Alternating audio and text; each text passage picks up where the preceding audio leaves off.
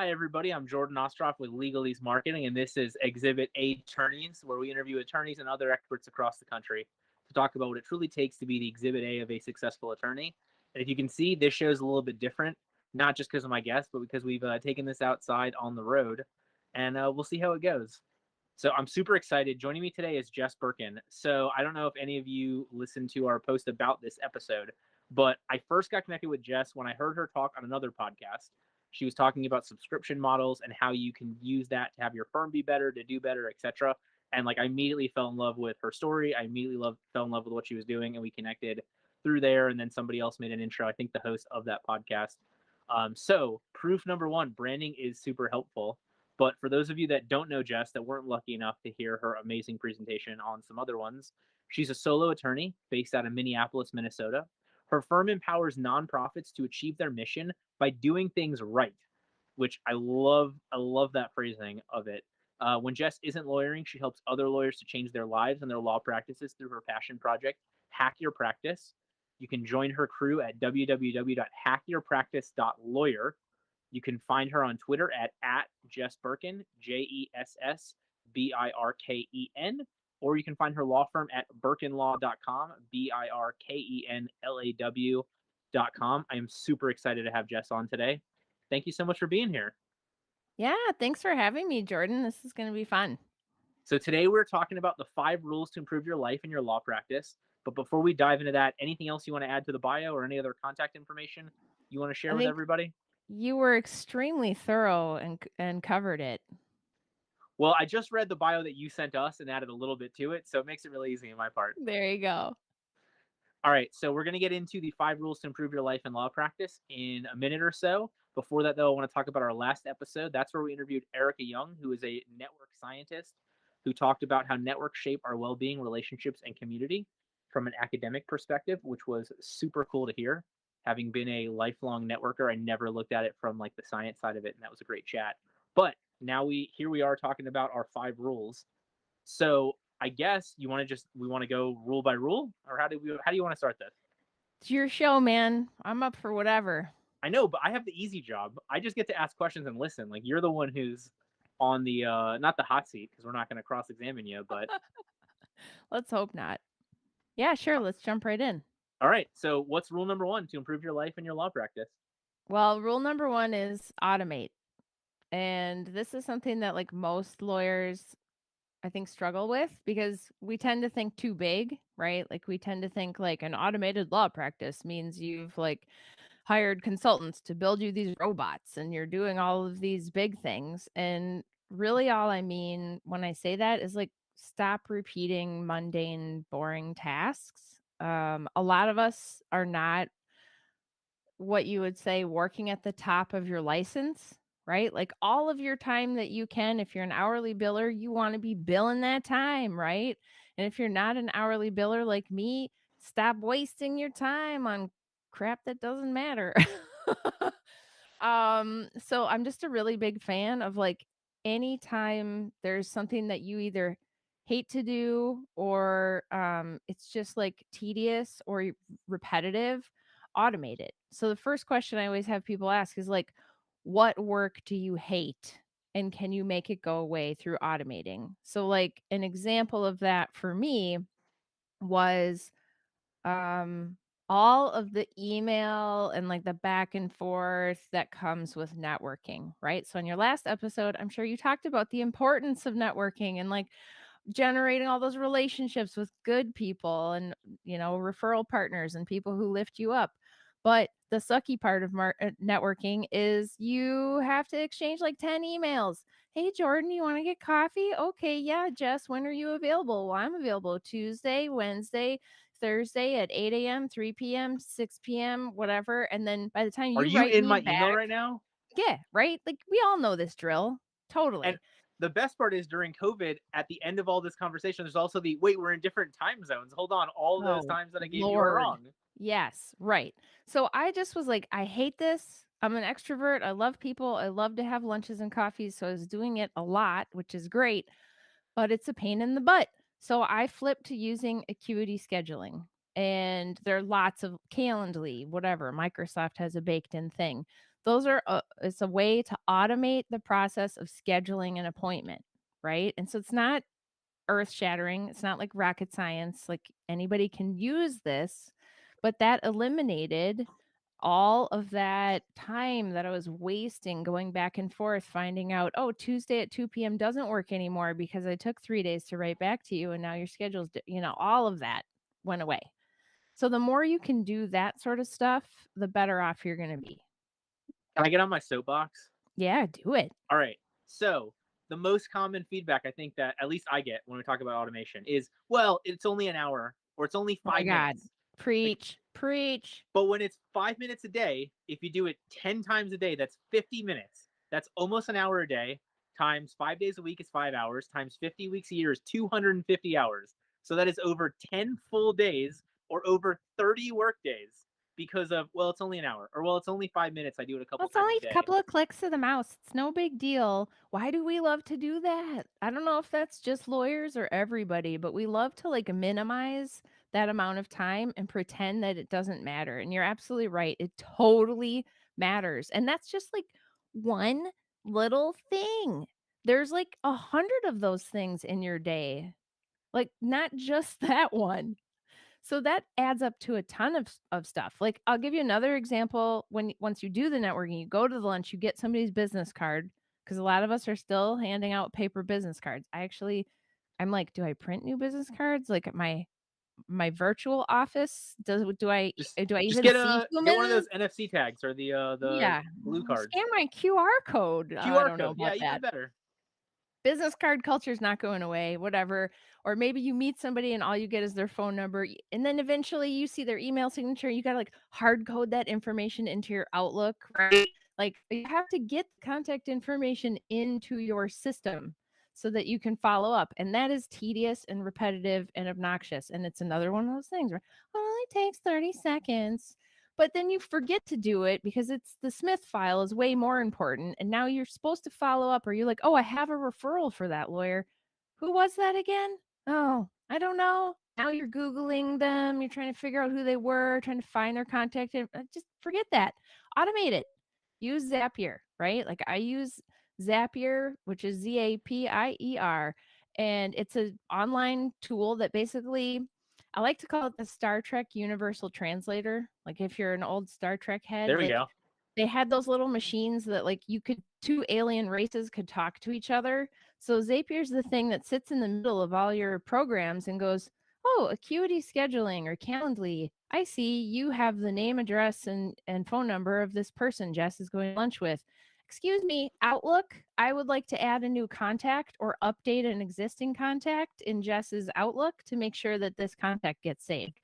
Zapier does that, and it just takes away the need to like sit there and do all that work, which is only 30 seconds. But again, it adds up, right?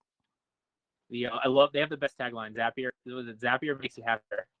Okay, this is my thing is like they've misnamed their company because if you have to burn your tagline on telling people how to pronounce your company name, you screwed up because it's Oh, is it Zapier. Zapier? It I don't should know. I don't be even know which one it Zapier. is. It's a if they wanted it to be Zapier, it should be ZAPP, not ZAP. So for me, I'm like, that's a marketing fail for them, but whatever. So wait, is it Zapier or Zapier? Well, I mean, like grammatically, I think it should be Zapier, but that's not what they want you to say because they Okay. burn All their right. tagline on telling you how to pronounce their name. Gotcha. So I just get a kick out of that. And like lawyers are always like, how do you pronounce this? Because we're particular and we're words people, right? We're not math people, as evidenced by our inability to add up how much time we're wasting. They're not automating. Yeah. So pushback number two. Well, but all my clients are different. How's automation matter? And I'm always like, no, it's giving you more time to be personalized with everybody. It's giving you more time for that second consult. It's giving you more time to follow up with the three people off the board of directors instead of being only able to talk to just one person because you've got to resend the same email 100 times to 30 other clients. So true. Sometimes people think like automating equals taking your personality out of the equation, right? Or like that it's like going to be like, the robots are communicating to my clients. Like, no, that's not what needs to happen. First of all, those two examples we just gave has nothing to do with the unique nature of your clients. That's good for everybody, everywhere, all the time. It's all about how you put your personality into it. You can customize the little scheduling page and make it very comforting and good for your clients, right? But even with things that you can automate that are like, yeah, it's going to go out the same every single time. And yeah, your clients are going to get the same message and like, oh, I don't know, they're all different. Well, okay, here's an example for that, right? I use Active Campaign, which is an email platform that sends emails. So if I say, this potential client's contacting my firm.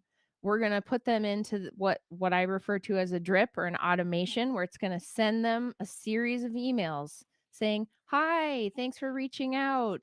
Hey, 2 days later, here's some information you might like. 3 days later, let me introduce you to my staff." And then like 5 days later, "Haven't heard from you. Did you want to book a consultation? Click here to book." Now, yes, everyone's getting the same emails, but I'm a decent writer and I've made them to be warm and welcoming. I think in the first email I even say like, "Let's be real, this is an automated email," right? Like I just come right out and say that. Um but like, what's worse is before I did that, potential clients would call and be like, "Oh yeah, I got to follow up with them." But then like I was really busy trying to get the Smith file done and then I would forget and then 2 weeks would go by and then maybe I'd follow up with some people, maybe I wouldn't follow up with some people. Some people got followed up with really timely, some people was later. Sometimes I was in a bad mood, so maybe my tone in my email was a little snarky because I was kind of pissed off that day about my, situation in the world or something. Way better to have a fully automated email campaign that just goes out, it's consistent, everybody gets the same thing, it's on brand for me, nobody gets forgotten about. And to be fair, anybody listening, when you file the same motion on 10 different cases with a court, what do you do? Do you rewrite it from scratch the entire Oh, time hell or are no. you using a template? You know you don't. Please, right. Please be using a template. So, like, it's the same thing.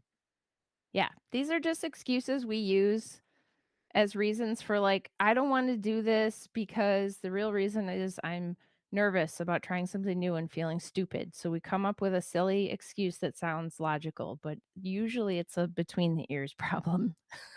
Right? It's like, what if I'm actually not that important? And I'm like, and I have found out I truly am not that important, and that's why I'm not in an office.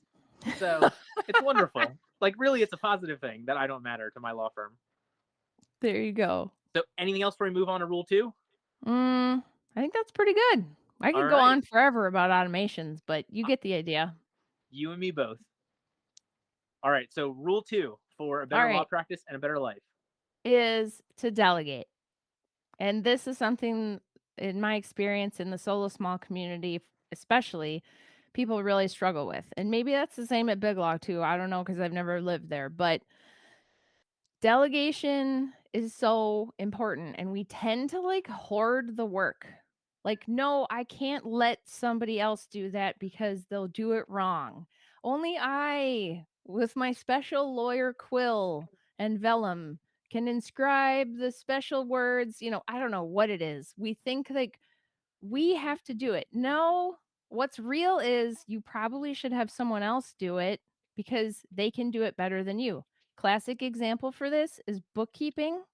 I don't know how many like small firm people I talk to where I'm in a room and I'm like, raise your hand if you do your own accounting for the firm. And like so many hands go up. And I'm like, raise your hand if you or keep your hand up if you also have a degree in accounting. Right. For me, it'd No. be keep your hand up if you also want to go to federal prison. I'm like, that's where I'm like, nope, not my thing. Right. So, like, the first easy low hanging fruit there is to outsource the bookkeeping, right? And you don't need an on staff accountant. There's great services out there. Like, I love Annette at Juris Bookkeeping. There's like great companies out there that only do law firm bookkeeping, right? Like, you can get like that granular nowadays. So, that's one. And then the other thing that's easy is like call handling, right? I used to answer the phone every time the phone rang, I would answer. I don't do that anymore because my time to work at the top of my law license, I should be lawyering and not triaging fake client emergencies, potential client calls, people that Google search for nonprofit law because they think that that means free lawyer. I get a lot of that, right? Like my bounce rate on my website is really high. You are nonprofit, or your clients are nonprofits, not your law firm. It makes Right, total but sense. people don't know the word pro bono, right? Nobody in real world knows that, right? So I Very get a lot of true. people that need a referral to somewhere else. I don't need to be answering all of those calls. I also don't need to be interrupted if I'm trying to work on the Smith file and I've blocked time to do this, and then my client from the Jones nonprofit over here is blowing up my phone. I'm gonna answer the oh, now I'm off track. Now my time blocking is ruined, right? So I there's lots of people out there. I like Smith AI. There's Ruby, right? Have somebody else answer your phone. It's okay. And if you are hourly billing, like I have a buddy of mine and I were at Top Golf about 2 weeks ago, and he was like, "Yeah, I'm paying whatever it is, $9 a call for Smith or something like that." He's like, "But I'm billing out the person who normally answered the phone at 115 bucks an hour. So as long as that call is longer than like 3 minutes, I'm making more money having this person bill, having them take the call to get this stuff lined up."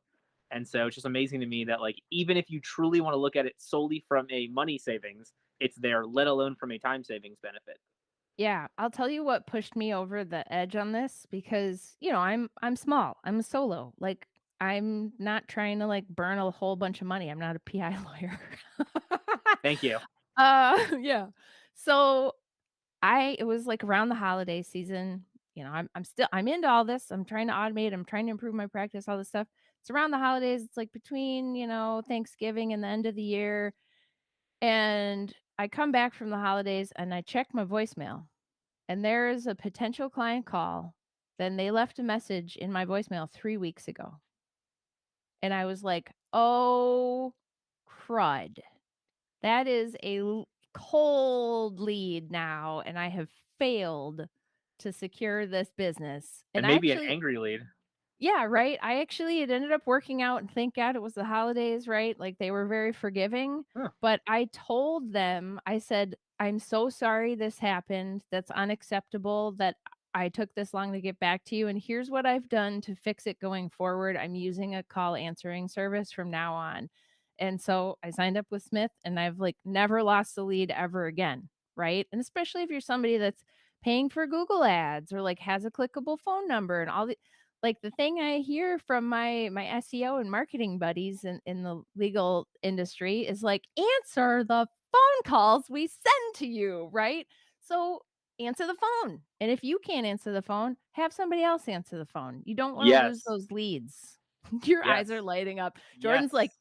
"Preach." I've had this discussion, and not that we're going to do an entire sales pitch for Smith, but right now, I believe they're running 30% off for the first 3 months for any new people. They've got a $0 down chat. You just pay per the leads that come out of the chat, and if you use Ease 100, you get $100 off your first bill or first month or whatever it is. Yeah, and So they have Spanish speaking operators now, which is really yeah, cool. and 24/7. So Right. So here's the other thing about delegating is a lot of times lawyers will be like, but I don't have the budget to hire someone. And this is that we think too big, right? We instantly think, well, delegate means I have to hire a paralegal or I have to hire an admin. No, like delegating could be you built a Zap that does something for you back to the automating, right? That's some form of delegation. You're not doing the work, is my criteria for delegating, whether that's using Smith, whether that's, online scheduling, creating Zaps, whatever, hiring out your bookkeeping. Like it doesn't have to be an all or nothing. We get very like all or nothing in legal, right? Like it's either I have the budget for the staff person or I don't. Like, no. well, and even for things that you are still going to do some on, like even if we got ethical obligations, so review the motion before it gets filed, and if you have to make some tweaks to it, great. Then you did 10 minutes of tweaks instead of 2 hours of writing this motion from scratch, or doing the template, or pulling the medical records. Totally. Like there's, Totally. the Yeah. delegate it if somebody else can do it 80% as well as you. It doesn't mean sacrifice it at 80%. It means now you're going to take a fifth the time to get it up to the 100% than if you started from nothing. So, Yep. Like, I use lawclerk.legal all the time. Is that it? yeah, law clerk. Lawclerk.legal? Yeah. Law Clerk is amazing, and I am one person. My shop is one attorney, and I'm sort of like outsourced general counsel for all of these nonprofits. Does that make me a genius at every practice area that they might bring to me? Hell no. Do I know how to make the best terms of service for a website? No. Do I know how to write an employee handbook that is like airtight? No. But I can hire a lawyer through Law Clerk and have them do the bulk of the work, and I supervise them and then hand that off to the client. And I know somebody who's smarter than me did the first run through, and I'm really just supervising them, right? That's amazing delegation. I didn't have to hire an associate Well, at and I all. love we had Kristen on, and so she was talking about the average experience of somebody on law clerk as the attorney is 11 years.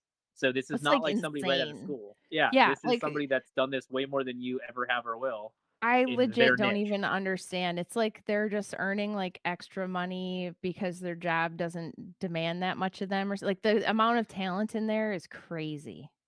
It's crazy. So there's lots of ways to delegate that aren't all or nothing, I think is the main takeaway there. Yep. All right. So automate, delegate. Rule 3. Great Rule practice, great life. 3 is put it in the cloud. The number of law firms that are still running a server closet is like boggles my mind.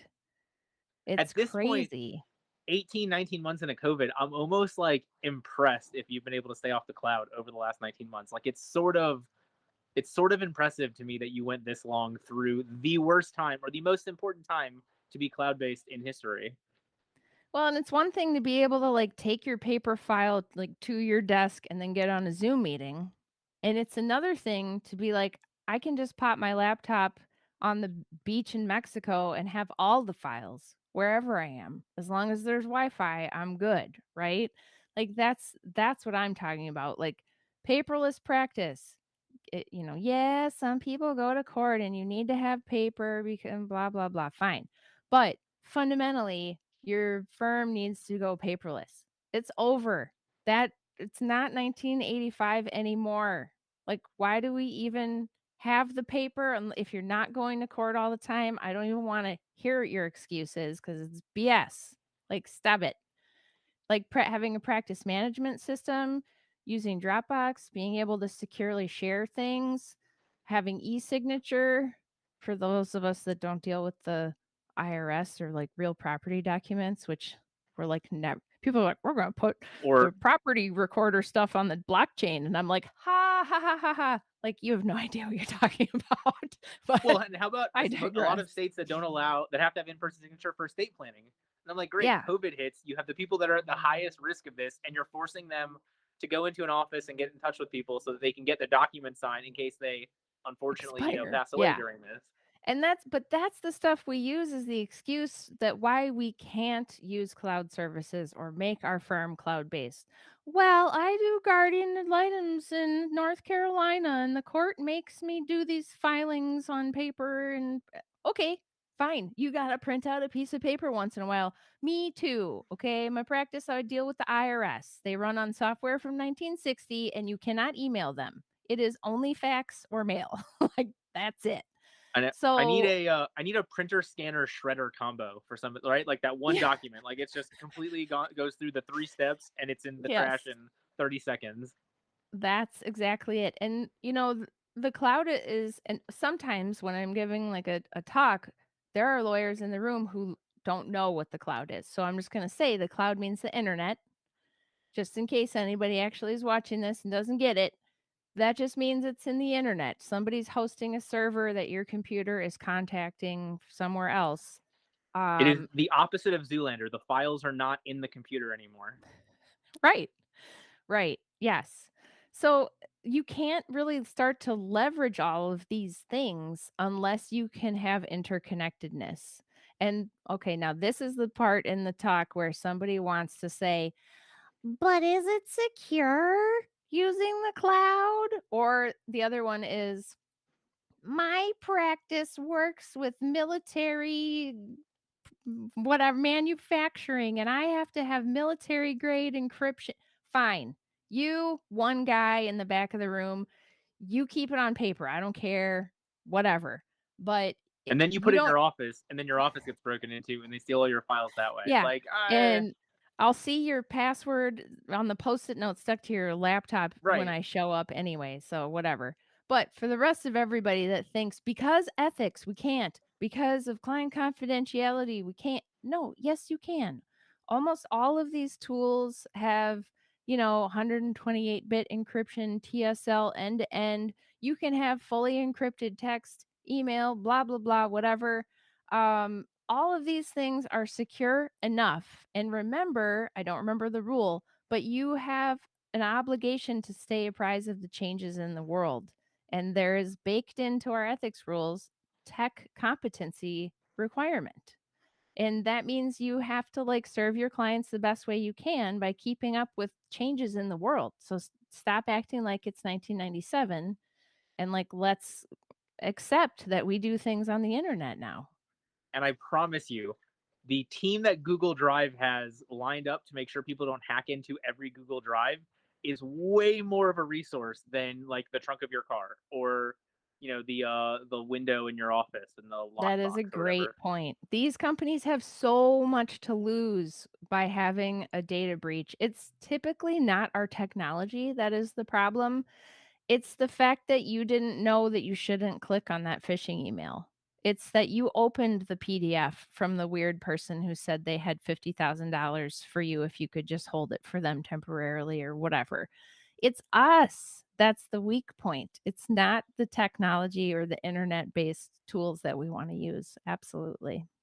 Very true. All right. Automate, delegate, go on the cloud. Number Okay, 4. number 4 is a little like, "Oh, why are you talking about this?" It's stress reduction. Okay? This whole thing that we have as lawyers is our culture is like we're always on. We're always on, we're always available, and that's not okay. Like we need to stop that. The whole like you got to grind out the hours, you're trying to bill time because you thought about the case in the shower or you dreamed a solution and you're trying to like just this whole thing is wearing you down. This is why our industry, this is why lawyers have a high incidence of anxiety, depression, alcoholism, chemical dependency. This is because our stress is out of control. And why, of course it is. Like we are helping people through the most emotional, most high stress, most aggravating situations. We are doing a lot of emotional labor and nobody in law school ever like taught us how to deal with the strain of all of that, right? So most of us just find whatever coping mechanisms we have. I mean, hell, during the pandemic, my liver got a workout, right? Like I was like 3 cocktails a day every day of the week is totally fine, right? Like that's what people go to. So we have to manage that. We have to like actually do that for ourselves because the legal industry isn't going to do it for us. So the ways I like to, do that, this is like my easy, accessible thing. End your day. Actually decide when does your work day end?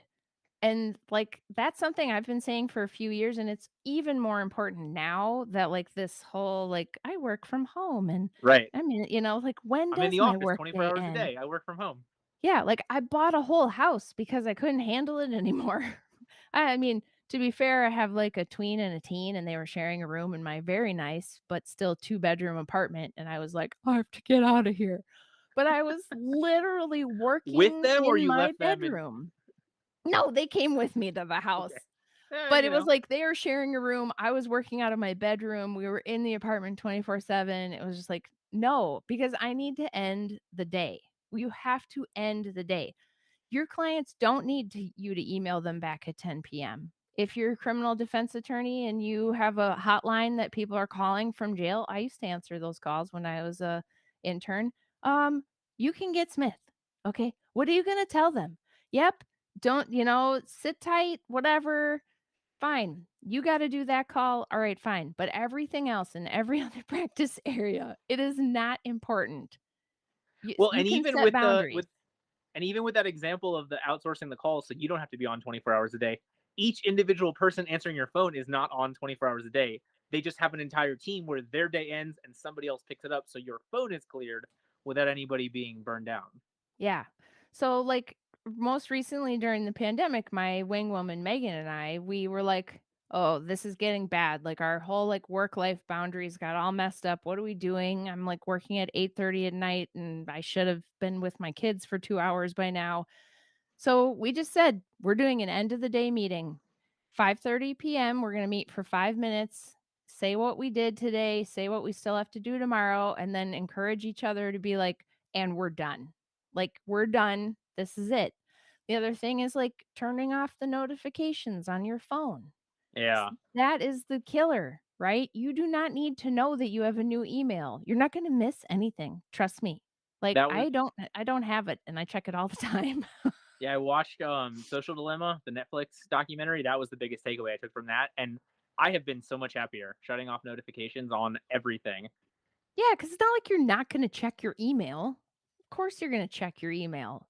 You don't need it to be buzzing you constantly, sort of keeping you scientifically, those things trigger the same response that your brain reacts as if there's, like, a tiger in the bush, right? It's literally scientifically, that is your brain is responding with a micro fight or flight response every time that happens, like, "Oh, well, when that stupid little preview thing pops up, if you have that Outlook preview thing that's popping up on the lower right corner of your screen every time you get a new email, I'm going to take you out back and give you a spanking. You need to turn that off.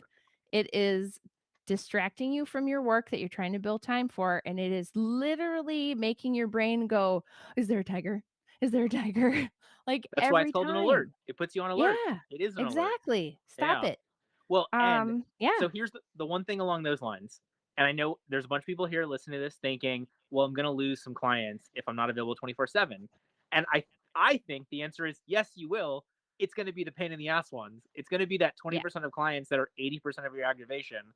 Because if they need you to jump at 11 o'clock at night and it's not okay at 9 o'clock the next morning, what the heck else are they forcing you to do that you don't Your want to do? life is too short. You're absolutely right. And I, at some point, realized that was true. And it's like, these are the you know what clients. These are the major pitas and the people that I don't actually want to do any business with. Now, maybe you're an associate at a firm and you feel like you don't have any control over that. Okay, fair.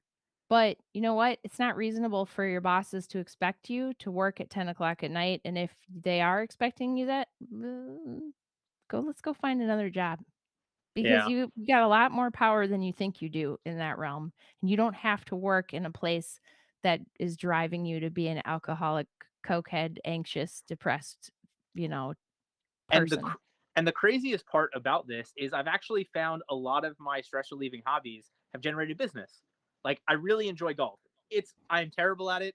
It is an experience in aggravation every time, but it's like fun aggravation.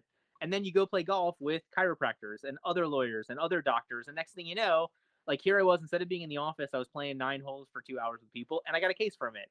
And it's this crazy concept of like you're actually making your business better by having hobbies because you're engaging with people who you might be the only lawyer they know, or you might be the lawyer they think of the most now because you do pottery together, because you go bowling together, because you go to a sporting event together. I don't whatever it is. Yeah. Yeah, and, like, if you do control who your clients are, manage the expectations. There are things you can do as an associate to manage expectations, but if you are the rainmaker, you are the managing partner, a partner at a firm or a solo, you can control who comes into your business, and you don't need to teach people when you respond to their email at 10 PM because 'cause you're checking your messages before you go to sleep at night. We've all been there. You are teaching them it's okay to email you and expect a response at 10 o'clock at night. Just stop doing it. It'll be there'll be a little bumps in the road for a couple of weeks, but as your clients churn and you move on to new matters and you don't respond to people after 6:30 at night or on weekends, Nobody's going to expect it. Frankly, I send a little welcome packet orientation email thing that just lays out like these are the expectations. Like, because my clients are all super high maintenance nonprofits, and most of them are volunteers. So, when do they work on their nonprofit stuff? When they're a board member, nights and weekends. So, when do I get a lot of emails from people? Nights and weekends. So, I just straight up tell them, like, our office hours are between 9 p.m. and 5 p.m. We will respond to you within 24 hours when you email us on business days. And like we understand you do a lot of your work outside of those hours. So thank you for understanding. We set boundaries for our managing our home lives. It's not rocket science, and you think you can't do that, but you can. And people will appreciate you for doing it. It's okay. And then the cool thing is when they're so you do the work during normal hours and then they come to do the volunteer work the next night, the next weekend, the next day, and they're like, "Oh, all this stuff is done. This is awesome." Like, Jess knocked all this out while we were doing, I guess, our day jobs. Yep. And so then, I think about like my family practice attorney friends, right? Or like people who are, you're getting, they're doing this and this is happening and urgency, or like Supposed to be back criminal by when, 4 o'clock. It's 4:02 right now. How dare they? yeah, so and so's calling again about whether you've heard from about the police report or whatever, right? Circling back to the delegate and the automate, like have someone else answer the calls. So you're not the person triaging that. And then automate with online scheduling so that they can make a time to talk with you. Because what's the number one ethical complaint people get? Is attorneys don't Never answer the heard. phone. Yeah. They don't call back, right? So you can start to combine these little concepts, and they stack and leverage on each other, and pretty soon your stress is being managed because you are delegating, because you are automating, and it gets to be super powerful. Yeah, one of the best things that we did, so we've got for my law firm, we do PI in Orlando. And so for my paralegal that handles like the pre-suit during the treatment phase, we've got a series of automated emails and we've got tasks to check in, how's treatment going. But in all those emails, I've got hey, if you need a case update, like book here. And then we carved out, I think, Tuesday mornings and Friday afternoons. And so now they've got a 15-minute window. It's booked at most like 3 days out. And my person can go into that knowing which case, knowing what the question is, knowing what they need to go over, making sure they've got access to the records, which are in the cloud, but they can get it, pulled up so they're not sorting through Practice Panther or Google Drive or Lawmatics or whatever it is. And it's like it's better for everybody, I think. Happy clients. Happy clients make for happy lawyers. Yeah, I mean, it's I definitely mean, resulted in really. a lot fewer like random calls during the day. What's going on in my case? Yep. You keep them informed and you make sure there's a way for them to book a time with you. Clients will be so happy, right? And it sounds like an impossible dream, but it really isn't. Very true. All right, so we got one left. All right, so the last number 5 is you got to manage your processes. So there's I think back to like my in-house days and when I worked with a law partner who was all on paper, a two-hole punch is not a project management system. Like putting paper into red ropes is not case management. It's just paper in a file folder. And then there's the other idea that like if you can make a system, but if you fill it with garbage, it's still a garbage system. So being mindful of like what are you creating, right? And then also this thing about like software is not going to save your life. And I think we get into that like shiny new software syndrome, like I'll get Clio and it's going to change my life because everyone says Clio is amazing. Well, Clio is amazing, right? And like there's other practice management tools that are also amazing. But if your file management process in your office blows, or you're not using the integrations because you're not doing things in a connected way, your process sucks. No amount of software is going to help you out of that. Well, and I love so all of these things I think are interconnected, because you've got you as the owner need to be coming up with the systems or tweaking the systems at their initial creation. And then you can use your cloud-based software to take some of them off your plate, to automate them. You can delegate to other people. That gives you more time to then be able to do some stress relief and not, burn yourself out. But it also gives you more time to build the next system or to edit the next system or to tweak that or to delegate something else or to automate something else. And you get this like snowballing in a good way where now you finally can breathe and you can spend that time on like actual owner work or actual lawyer work or actual, rainmaker work, as opposed to staff work, as opposed to computer work, as opposed to busy work, as opposed to, whatever else.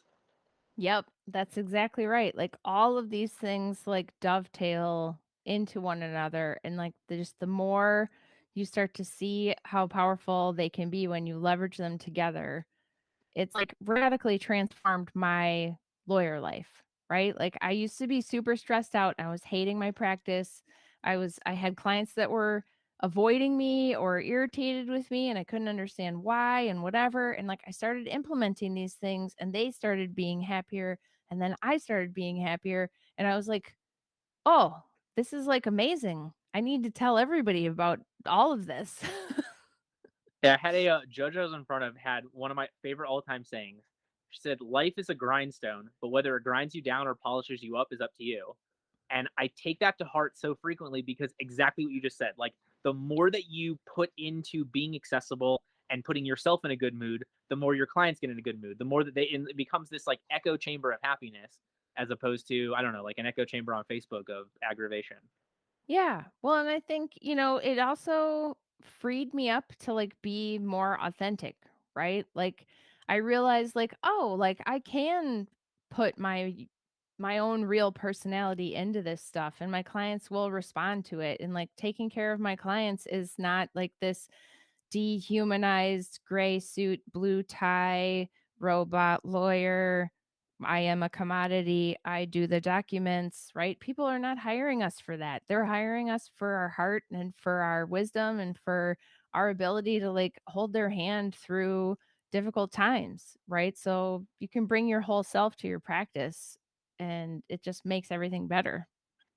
Love it.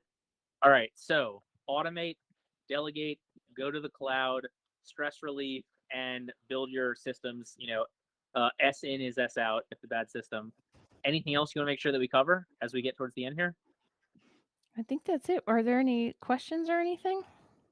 Breezy, do we have any questions?